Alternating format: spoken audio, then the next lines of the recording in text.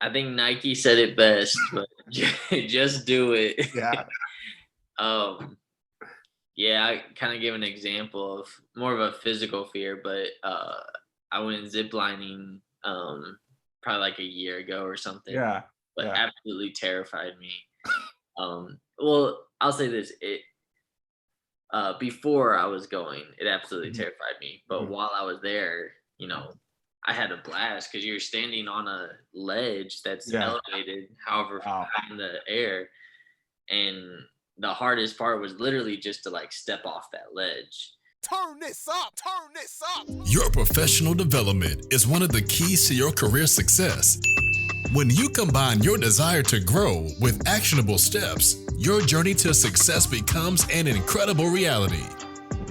Welcome to the IncrediPaul Podcast. And now, sharing his expertise, experience, and excellence with the world, here's your host, Paul Faranbi.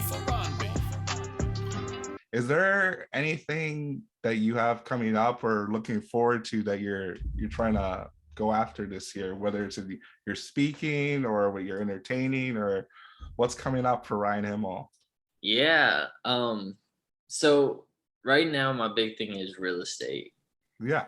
So that's I'm still learning. I'm constantly learning. I'm still in there, but that's my big thing is to really build that up, Mm-hmm. to kind of to push that as much as possible. But along with that, there is another idea for a book, if you will, Mm-hmm. that I got the idea, but it's a long-term idea. So like I Okay. need some things to happen. Yeah. And a Yeah. lot of those things involve real estate. So Okay. Nice. I'm excited for it, but there's like a prerequisite of stuff that needs to Things happen. have to line up for you to get there. Yeah. Okay. Yeah. Okay. So, but that's the big thing. I think real estate, that's it. Yeah. No, that's exciting. I feel like you've lived more than most people, at least more than me, because you had the juggling part of your life, you had speaking, you had the book and become an author, and now you're in this part on the real estate. So I'll ask you again, how did you get into real estate? What kind of drew you there? Yeah. One of my big things is that, which is funny, it's the same reason while I was in juggling. Honestly, juggling and real estate were similar reasons because of I just enjoyed making people smile, making people happy. And Yeah. I think before it was through a talent, and Mm-hmm. now it's through people making a big decision as far as buying or selling a house. Yeah. That's making people smile. Like I want to make that process easy for them and smooth for them. And that's one thing when we bought our house, it was an easy process. It was very simple, and I had a smile pretty much the whole way. And I want to, make that for other people. Like I want to make people smile, to be honest. That's awesome. And I will say, like, a lot of times in real estate, it isn't all smiles. So it's good that you had that experience and you're trying to give people that experience. That's amazing. Yeah. Definitely. There's always a challenge, so to speak, and not just with real estate, but really with everything. Every job you have is just a challenge. So it's learning how to solve those challenges and be that problem solver is a key. So with the real estate, how long have you been doing that? That's about a year and a half now. Year and a half. Okay. Yeah. Nice.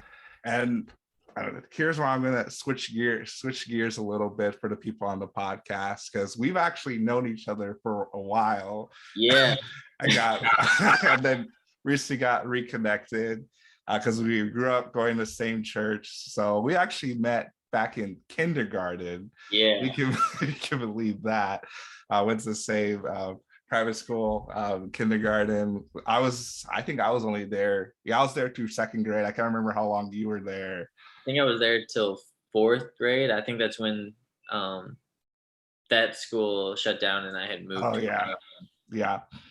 And then I got then I was homeschooled and I moved away. But it's just kind of funny that that we started off knowing each other in kindergarten, and now it's kind of full circle. Right. Just to kind of, and so for me, it's really cool to see, like, even growing up in middle school and high school, mainly middle school, where we were just hanging out, just kids, not really caring about anything. Yeah. What I knew about your juggling back then, and I know I always wanted to see it, everyone always wanted to see it. So it's really cool to kind of see the transformation to what you're doing now. So that's been awesome. What any tips you would give to someone who is hesitant to try something new, or may not try something new, but to go after something that they've been thinking about? Man, one, I think Nike said it best, but just do it. Yeah.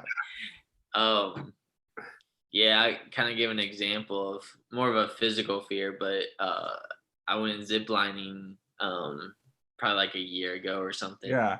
But absolutely terrified me.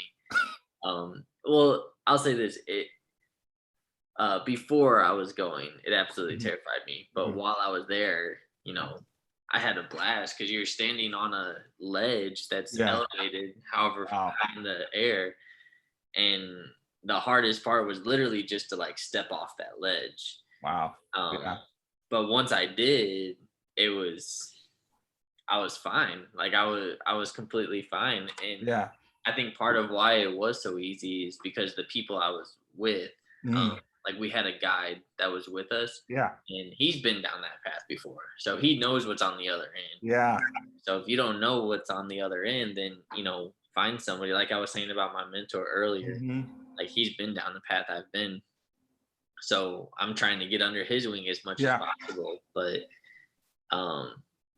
just dive head first into it, because once you step off that ledge, it's just, you feel free. But I think that's my biggest piece of advice. What would you say in something like that?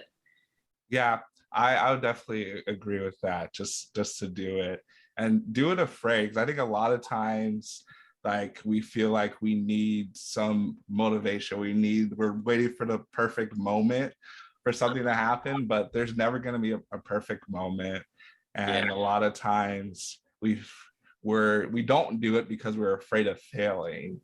But what a lot of people don't realize is that every successful person has failed, and anyone who said they've never failed has either never tried anything or has lied to you. Right.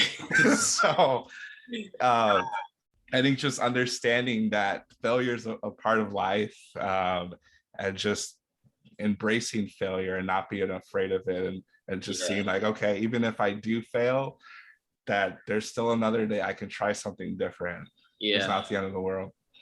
Absolutely. Yeah.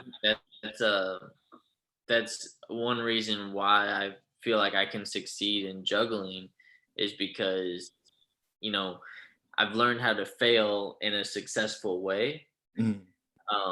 As far as like dropping the ball, literally and figuratively. But if I'm juggling on stage and I drop something, I've learned how to I don't get upset. Like if I'm on stage and everybody's watching me, I don't get upset. I don't stop over there, pick it back up. Like I do it in a way that's entertaining still to the crowd. So as soon as I drop something, that is now a part of my show. Like whatever's happening at that moment, everything just changes because I dropped it. And, people still love it. Like they find humor in it. And one thing is being able to laugh at yourself too, and laugh at some of your mistakes. All right, that was embarrassing, or that was a tough fall, but I learned from it. So I consider myself an expert in failure. And it's just failing like over and over, but like overcoming that and like keep going and keep trying again.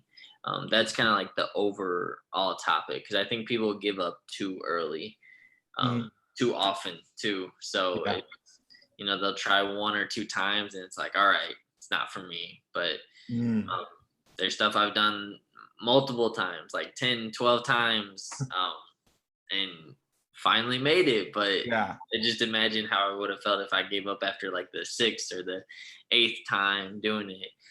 But yeah, that's the big thing, is how to fail in a successful way, which I might have a podcast on my own of just that topic alone. Might try that. Yeah, I like that. Oh, that's really cool. I like how you put failing successfully. That's because when I first think of that, I'm like, what do you mean task failed successfully? Right. Like what are you talking about? But when you broke it down, it's just the mindset of not letting your failures limit you from your successes. So I think that's really cool. Right. Absolutely.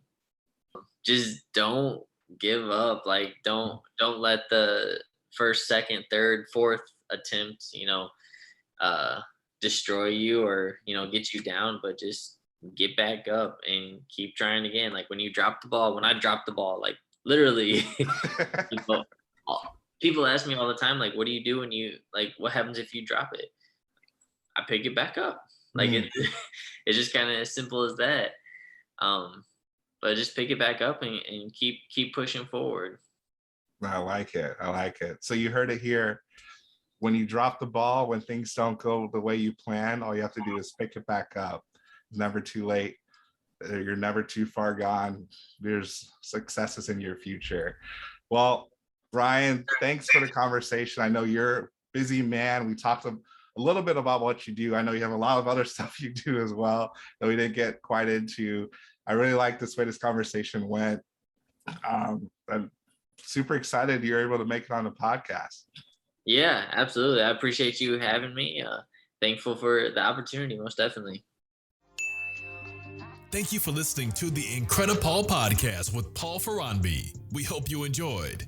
Be sure to rate and review this podcast on your favorite podcast listening platform. We'll see you here next time. And be incredible.